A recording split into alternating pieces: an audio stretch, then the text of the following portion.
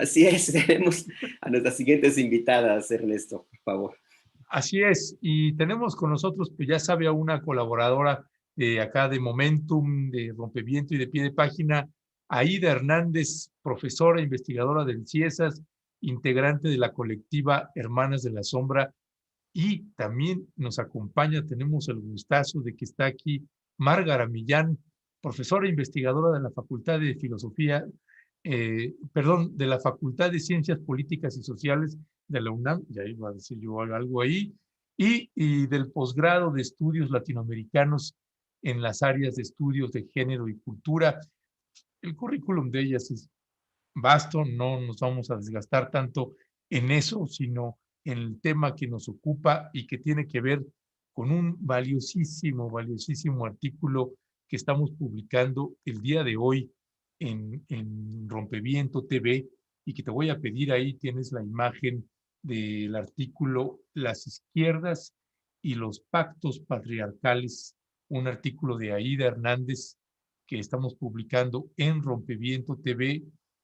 Y créame que pues hay artículos que son lectura obligadísima, y si usted da un seguimiento a la izquierda, a las izquierdas que usted conoce y concibe en el país o en otros países, estas izquierdas institucionales o las izquierdas antisistémicas, pues Aida Hernández no deja el paso ahí, no deja a nadie fuera del redil, todos están adentro, y hace un balance ahora que estamos pues precisamente con ese tema en México. Aida Hernández y Márgara Millán, muy buenos días, bienvenidas. Muy buenos días, Ernesto, muchas gracias. Solo añadir que aparte de nuestras afiliaciones institucionales, otra cosa que nos une a Márgara y a mí, y por lo que estamos aquí juntas también, es que las dos somos integrantes de la Red de Feminismos Descoloniales, que es un espacio crítico formado hace 12 años y que nos ha articulado en muchas alianzas de luchas políticas y académicas. Gracias, Aida. Pues sí. Aida, doctora Aida, algo que me llama la atención de su artículo es ese recuento que hace usted de la izquierda y la relación con el feminismo. Y me llama la atención este planteamiento, esta comparación que hace con lo que ahora sucede. Menciona que hubo un tiempo en el cual el objetivo de las luchas de izquierda, por supuesto, era terminar con la burguesía. El feminismo era concretar la revolución, terminar con la burguesía, y las demandas de las mujeres del feminismo sería como consecuencia de conquistar ese bien superior. Y ahora vemos que hay una situación que puede parecer, o puede ser similar o parecida, ¿no, doctora? Pues mira, quiero aclarar, y lo puse un poco entre paréntesis, que evidentemente hay una gran diferencia entre la agenda de derrocar al Estado burgués y hacer una dictadura del proletariado y los programas antipobreza de la actual administración. No quiero ponerlos al mismo nivel. Le quería comentar que es muy interesante porque hoy en la mañana me empezaron a llegar reacciones a mi WhatsApp de algunos compañeros, colegas de lucha muy defensivas, ¿no? Planteando que no puedes generalizar, no nos pongas en el mismo plano, todos somos iguales. Pero lo que sí creo que tienen en común es la idea de que hay un objetivo que es el objetivo central, y que los otros tipos de luchas nos pueden distraer de ese objetivo que es el central. Inclusive hace unos 3, 4 días, en el caso del presidente López Obrador, él dijo así literalmente: son demandas justas pero no centrales.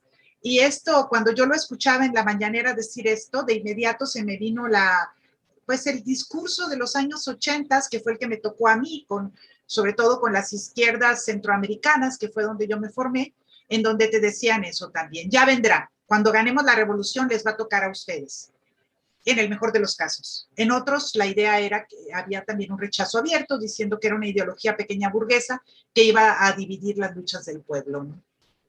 Ya, gracias Aida Hernández. Márgara Millán, un gustazo, tenía un rato que no nos encontrábamos, así que mucho gusto, bienvenida.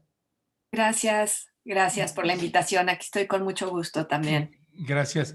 Márgara Millán, que una mujer de 1000 batallas precisamente en estas redes, en estos temas que vaya que si ahorita están en la boca de todas y todos, con candidatos, candidatas, con manifestaciones en las calles. Márgara Millán, ¿qué te provoca el artículo? En verdad es que a mí he disfrutado tanto, Aida, este artículo que has escrito. ¿Qué te provoca este artículo que además una de las partes que yo rescato y que pocas personas luego se han atrevido es abordarlo desde las izquierdas? Que ese es como el tema: no toques a los movimientos guerrilleros porque estás golpeando a la lucha, no toques, no critiques al presidente López Obrador porque estás golpeando a la Cuarta Transformación. ¿Qué te provoca el artículo de Aida Hernández?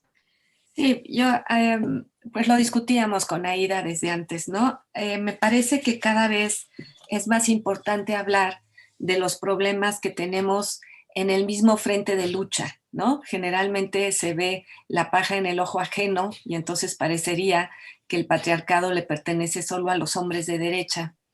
Y resulta que no, resulta que esto es una continuidad, es una cultura, ¿no? Es una cultura no solo ordinaria, no solo en el trato cotidiano, sino también una cultura política, ¿no?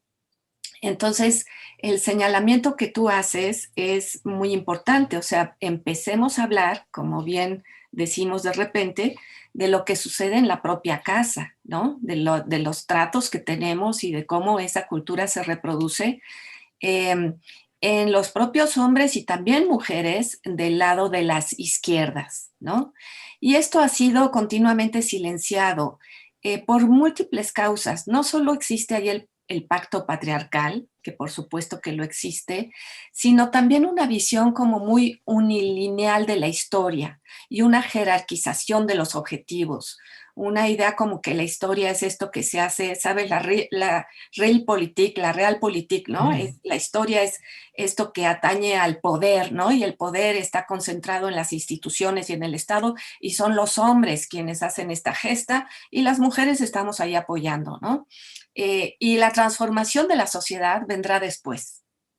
Y eso, bueno, se ha comprobado, pues tenemos la experiencia ya del socialismo realmente existente, en donde efectivamente el socialismo, fíjate, retomaba más agenda política de las mujeres que nuestros gobiernos de izquierda o progresistas, pero que sin embargo se veía que el cambio de la vida cotidiana tenía que ver con una democratización radical de la vida cotidiana que se iba a manifestar en las instituciones y no al revés.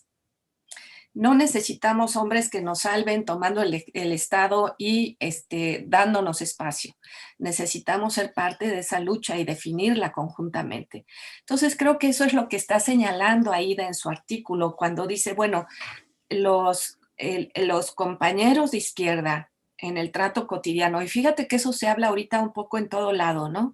En todos lados está surgiendo la necesidad de ser más congruentes con todos los posicionamientos. Y entonces, digamos, el movimiento de mujeres reciente, desde el Me Too hasta mi primer acoso, tiene que ver con eso, con una congruencia entre lo que se dice socialmente y lo que ocurre en el trasfondo de lo social.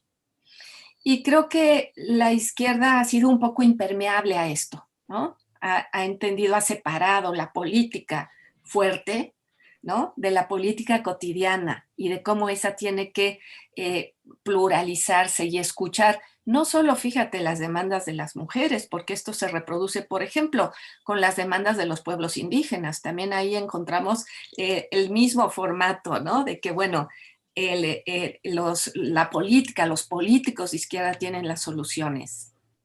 De alguna manera es esta idea también de la vanguardia que está ahí jerarquizando todas las otras luchas. Cuando lo que estamos viendo hoy es que todas las otras luchas pues son lo central del cambio y de la transformación. Eso te diría yo.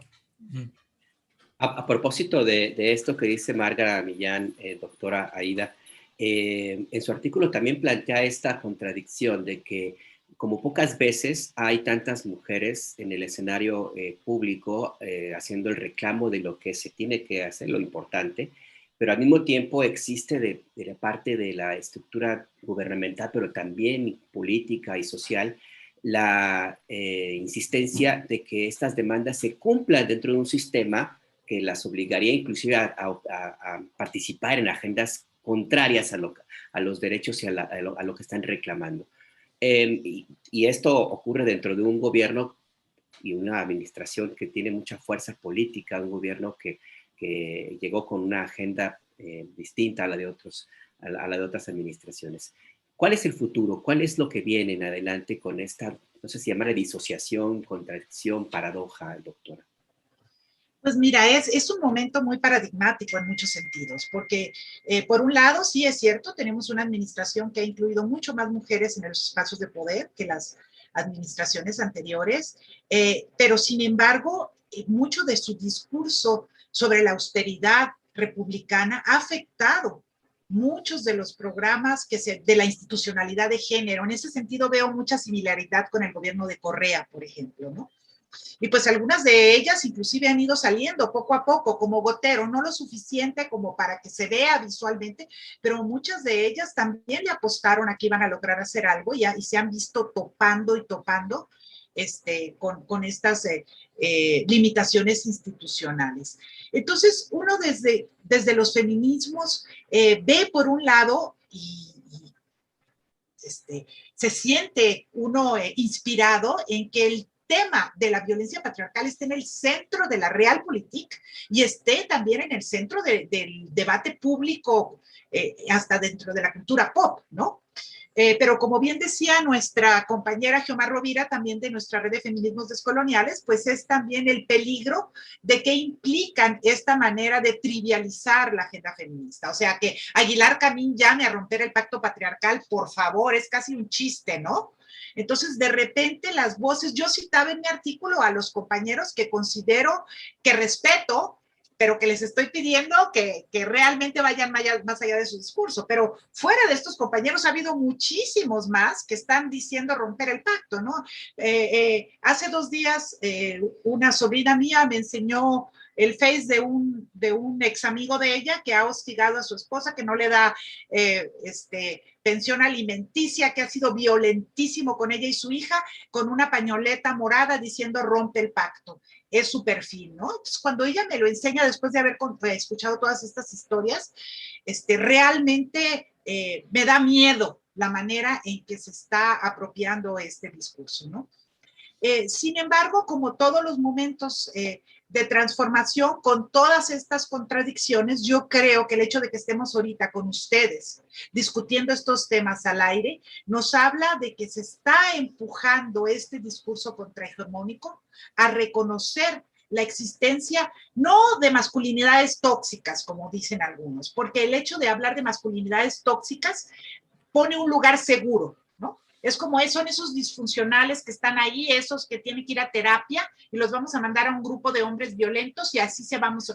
No, estamos hablando de un problema estructural, de un problema que atraviesa las instituciones del Estado, de un problema que atraviesa las políticas públicas y que se manifiesta en este caso concreto en el discurso familista de nuestro presidente, pero es mucho más allá de un problema con López Obrador, no es un problema estructural.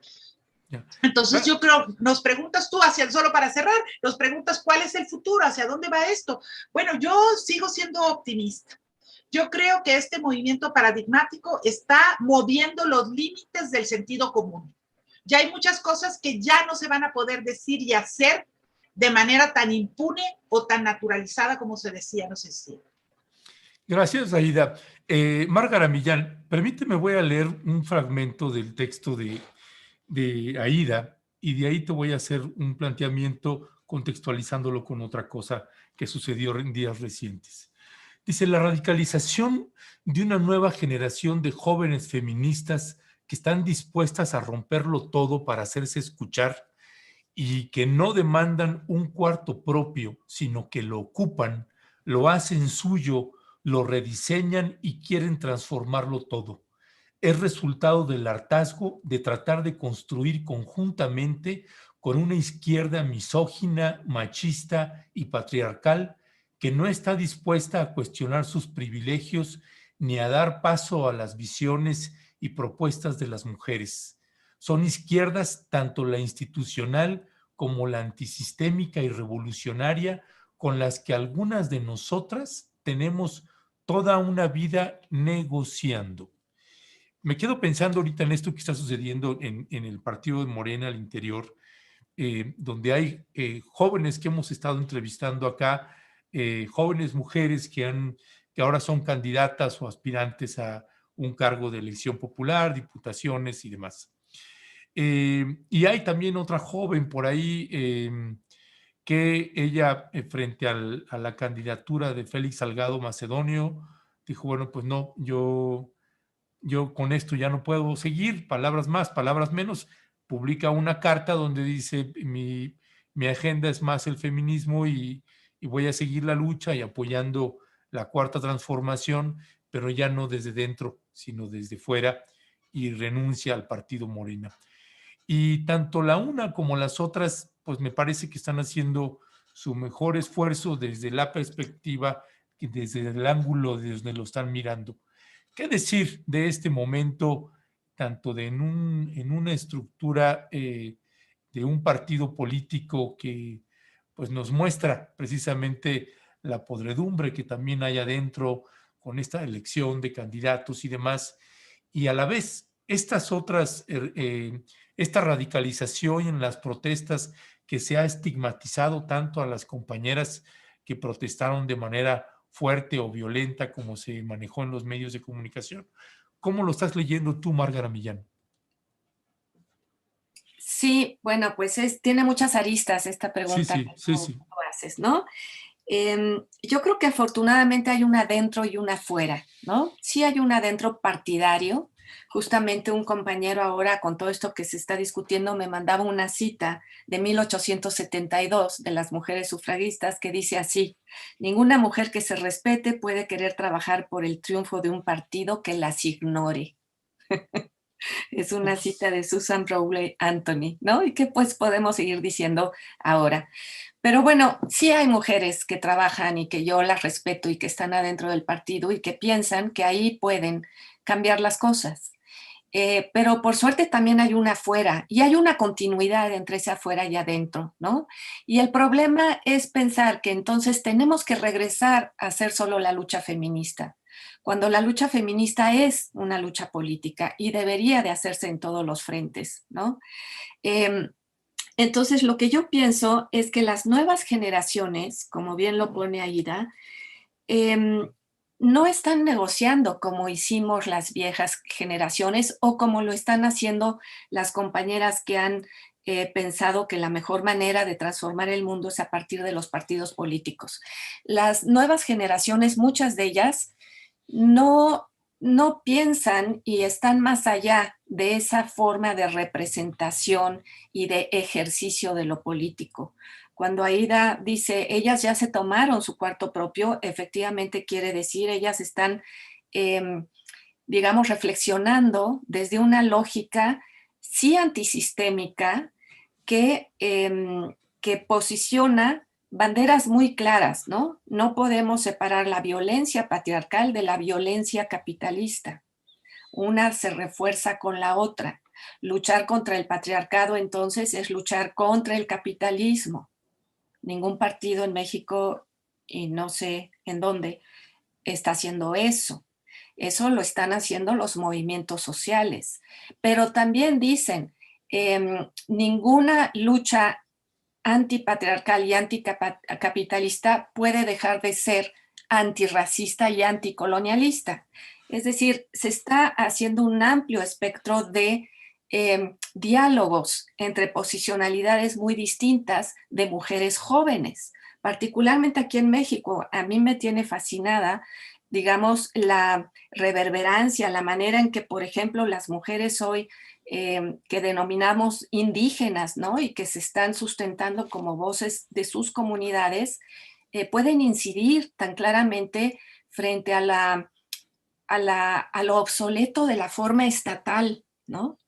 Y cómo esto nadie en la izquierda lo puede estar reflexionando seriamente, porque la izquierda está pues muy enfocada en que el Estado es lo que hay que ocupar, ¿no? Mientras que acá hay ya todo un discurso crítico que no solo es de México, pero que México está aportando mucho, de las mujeres indígenas, en donde se está planteando justo la problemática de las autonomías y de las autodeterminaciones, ¿no? ¿Y cómo lo está haciendo esto la nueva generación de mujeres jóvenes? Pues a través de estas estrategias como el separatismo, donde ellas discuten lo que realmente importa en términos de las violencias que las atraviesan y encuentran cómo todo esto, como decía Ida, es estructural. O sea, esto corresponde a un sistema. Entonces ya el feminismo no puede ser definido simplemente como la igualdad entre hombre y mujer o el encono de las mujeres contra los hombres, que es como se le estigmatiza también, ¿no? Sino como un discurso de cambio radical de las condiciones sociales que propician la violencia. ¿Hasta qué punto esto puede ser acompañado por las formas partidarias? Por eso te decía, qué bueno que hay una adentro y una afuera. Yo creo que sí, que las formas partidarias pueden dar un cierto curso, pero encuentran ahí un tope, pues yo creo que también muy radical, ¿no? Y es la gestión del poder, la gestión del gobierno, que las involucra más que la transformación de la sociedad. No sé si me explico. La izquierda en el poder está más preocupada por gestionar a las poblaciones y a lo que denomina el modelo de desarrollo, que a propiciar que las sociedades nos organicemos y transformemos la cultura política. Entonces, esa es una limitación, yo creo que también estructural, que hay que focalizar. Finalmente, yo creo que pues las compañeras adentro de Morena pues están haciendo pues un ejercicio de equilibristas, ¿no? No sé si ustedes tuvieron la ocasión de leer ya pues la manera en que la comisión esta de justicia, que primero dijo se tiene que volver a hacer la encuesta para este gobernador, para este candidato a gobernador, pues ahora justifican, es decir, dicen, pues hubo un ejercicio democrático que tenemos que respetar, este señor volvió a ganar, ¿no? La gente lo quiere y entonces pues hay que hacer lo que quiera la gente, pero la transformación de la 4T será feminista o no será. ¿Cómo conciliamos esas dos cosas? Sí, ¿no? Sí. No, es verdaderamente, pues, y luego eso acompañado de esto que estás diciendo, pues este tuit que te pasé por ahí, Leonardo, precisamente de Félix Salgado Macedonio, cuando precisamente lo están colocando ya como el gran candidato de Morena, que además después de esa pues contradicción y barbaridad de la que acabas de mencionar, pues este hombre termina diciendo viva Guerrero, hay toro. Es verdaderamente inenarrable y la verdad, indigna muchísimo, muchísimo, Márgara Millán. Tienes toda la razón ahí. Pues sí, en esta contradicción, yo no sé, tengo una inquietud, doctora Aida, porque en ese adentro y afuera del que menciona Márgara Millán, en esta contradicción en el interior del partido, en el poder de tomar decisiones como la de la postulación de Félix Salgado, pero reivindicar esa frase de que la 4T será feminista o no será, y al mismo tiempo esta diversidad de expresiones en el feminismo, en la lucha contra el patriarcado, donde las nuevas generaciones asumen una posición, como ya le hemos platicado, y que por algunos momentos pareciera que rebasa o no toma en cuenta o excluye a la lucha de las mujeres que han, pues sí, luchado hace muchísimo, muchísimo tiempo. No sé si esta serie de contradicciones pueda ser un obstáculo, no sé si en algún momento quienes tienen mucho tiempo luchando contra esta estructura patriarcal, en algún momento se han sentido desplazadas o se han sentido que no integran, y cuál sería el riesgo de que no hubiera una integración, y realmente se necesita una sola lucha feminista, una sola lucha contra el patriarcado, o es posible llegar a un buen puerto con estos diferentes caminos que se han tomado, doctora. Ya, yo pienso que es importante tener esta diversidad de voces que apuntan hacia distintas aristas, ¿no? Ahora que cuando leía yo la carta de Estefanía Veloz, que renunciaba, pues ella es una de las malabaristas, ¿no? Que al final tomó una decisión y se salió. Y cuando estuvo adentro, yo pensaba, pues que era importante que esas voces estuvieran ahí, ¿no? Que si hubiera sido mi hija no hubiera querido que estuviera ahí, pero que cumplió una función y que dio una lucha y es lo mismo con las compañeras que están ahorita tomando las calles. Nosotras hemos apostado como red de feminismo, nuestra red es intergeneracional, pues en construir estos espacios de diálogo, en estar abiertos a escucharnos y también en tratar de transmitir nuestras experiencias, ¿no? Yo termino el artículo con una línea y después mis estudiantes me escribieron y me preguntaron, donde yo decía, aunque no coincido con todas sus estrategias, reconozco que es por ellas que estamos aquí hablando. Y una de mis estudiantes me preguntaba, ¿por qué no dijiste exactamente qué es en lo que no coincides? Entonces, una parte que a mí, por ejemplo, me tensa, tuve un accidente y tengo una discapacidad en mi rodilla. Y cuando son las marchas y hay manifestaciones muy disruptivas, me he sentido vulnerable, no puedo correr y también acompaño a madres de desaparecidos. Y varias de estas señoras mayores les da miedo a veces marchar. Entonces, creo que si no se cuida o no se hace una ética del cuidado sororal entre nosotras, las manifestaciones estas disruptivas que utilizan la violencia pueden ser excluyentes de las que somos más vulnerables. Pero este es el tipo de crítica que yo creo que se tiene que hacer, se tiene que dialogar con ellas, se tiene que plantear cómo podemos desarrollar una ética del cuidado incluyente para que aquellas mujeres que están desde otros lugares participando puedan sentirse cuidadas y seguras si ellas optan por otro tipo de estrategias, ¿no? A mí personalmente no soy de quienes me preocupo porque grafitean los monumentos, para nada. Yo creo que ahí estamos teniendo un nuevo tipo de manifestación simbólica. Pero lo que sí no me gusta es que si me caigo, no me levanten, que si me caigo, alguien se pare y me trate de ayudar, ¿no? Que haya y también que si los negocios son pequeños negocios de un panadero, ellos no son los enemigos, si estamos hablando sistémicamente, no es el señor de la taquería, ¿verdad? Entonces, creo que ahí, pero en ese sentido a mí me parece muy importante crear espacios de diálogo. Y pues esa ha sido nuestra apuesta. Yo personalmente no me he sentido para nada desplazada, me he sentido retada, me he sentido, me han movido la conciencia. Con Márgara organizamos en Ciesas en nuestro seminario de feminismos descoloniales un diálogo con las compañeras que tenían tomada la universidad. Fue un diálogo muy rico, fue muy importante porque había mucha estigmatización alrededor de ellas y fue una posibilidad de escucharlas y aprender. Y bueno, para mí, por ejemplo, Silvia Marcos, que es una de nuestras compañeras de la red, no deja de sorprenderme. Ahora se reunió con algunas compañeras del Bloque Negro que fueron a pedirle disculpas porque ella no pudo estar en la marcha porque sentía que no había espacio de seguridad y hubo un espacio de diálogo. Entonces yo creo que la apuesta tiene que ser, por un lado, de transmisión de nuestras experiencias, y esa era mi apuesta con el artículo, de transmisión de nuestras experiencias de manera transgeneracional, pero también de parte de las jóvenes de apertura a escuchar, pues, lo que hemos caminado y hacia dónde vamos para poder construir pues un movimiento más incluyente, ¿no?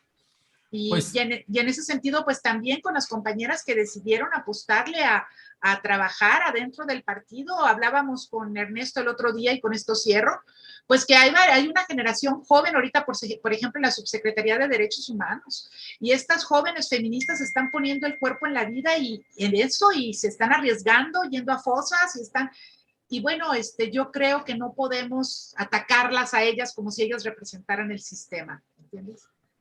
Ya, gracias, Aída Hernández. Pues para cerrar, una reflexión final que te pediría Márgara Millán para cerrar esta charla que hemos tenido, esta nutritiva charla que hemos tenido con ustedes. ¿Cuál sería una reflexión final con la que cerrarías, Márgara Millán? Mira, yo creo que estamos viviendo un momento de cambio de lo que entendemos que es la política. Creo que tanto los movimientos de las comunidades, de los movimientos que defienden el territorio, como las mujeres jóvenes que salen a la calle a pintar, a destruir, a marcar el espacio, no porque sean violentas, sino para denunciar la violencia que vivimos, ¿sí? Es una política que está muy implicada con el presente. Es una política que es también una política de la cercanía, de lo concreto.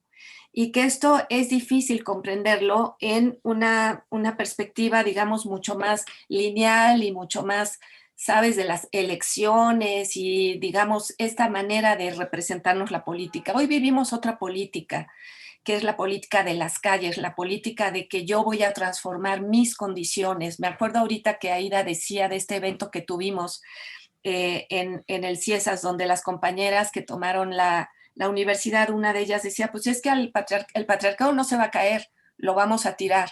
Y Aida le decía, bueno, pero ¿qué, lo vas a tirar ahorita? Y ella dijo, ¿y si no es ahora, cuándo? Y yo creo que eso es lo que estamos viviendo. Si no es ahora, ¿cuándo? Pero también es un límite que nos impone la historia. Si no es ahora cuando detenemos el cambio climático, ¿cuándo? Si no es ahora cuando somos radicales con unas nuevas condiciones de trato entre hombres y mujeres, ¿cuándo? Entonces yo creo que ese imperativo es el que está ahí presente. Eso lleva a que las marchas y las protestas pues sean eso, el momento en donde todo esto aflora. Pero como decía Ida, una nueva política sororal también se dibuja en ese contexto. No sé si ustedes saben de la anécdota de la Reinota. Es esta mujer en donde pues nosotros vemos cómo sale la bomba lacrimógena y se instala en la plaza. Ella va, la recoge, va corriendo con ella y se la regresa, ¿no? Tras las vallas. Y bueno, ahí también hay un nuevo tipo de política sororal, ¿no? Entonces solamente lo quiero dejar planteado. Y luego, yo creo que lo más importante es que este movimiento no se deje manipular ni cabalgar por todos los oportunismos de derecha que hoy estamos viendo. Eso tenemos que tenerlo clarísimo. Ningún señor va a limpiar su pasado y su presente ahora con una pañoleta morada, ¿no? Entonces, y además las demandas son muy claras. Basta de que se nos diga sí en contra del pacto y también en contra de que hayan cancelado el aeropuerto de Texcoco. No, eso, ahí no hay una línea de continuidad. Y nosotras tenemos que estar muy, muy claras en cuáles son las demandas de una política radicalmente transformativa, antipatriarcal, pero también anticapitalista, ¿no? Y yo diría antioligárquica por cómo estamos hoy en este país. Pues Aida Hernández y Márgara Millán, les queremos agradecer muchísimo que nos hayan acompañado y muchas gracias también a Aida Hernández, a la audiencia que estaban preguntando en dónde podían leerlo, pues precisamente ya se los copiamos ahorita precisamente en el chat de donde desde nos está viendo, también ya está en nuestras redes sociales, en Facebook, en Twitter, y ahorita se los estamos volviendo a pegar en el chat de esta Rompeviento TV para que ustedes puedan acceder a él. Y es muy recomendable esta revisión histórica y esos planteamientos que se hacen en este artículo. La verdad que es una aportación muy interesante a esta discusión de las últimas semanas y nada, pues léalo porque la verdad que va a encontrar pistas, datos, elementos muy esclarecedores, pero sobre todo muy importantes en términos de lo que se tiene que discutir, lo que tiene que analizarse y esta idea también. Me quedo con esa frase que menciona la doctora Aida Hernández. El feminismo nació vinculado con la izquierda, señala. Pues ahí está parte de lo que se ha conversado en esta mesa. Muchas gracias por acompañarnos. Muchas gracias, Alberto Nájar. Muchas gracias, Ernesto. Gracias, Márgara, por seguir construyendo alianzas sororales. Gracias, Aida, por la invitación. Gracias, Alberto y Ernesto. Nos vemos. Gracias. Hasta pronto. Que tengan buen día.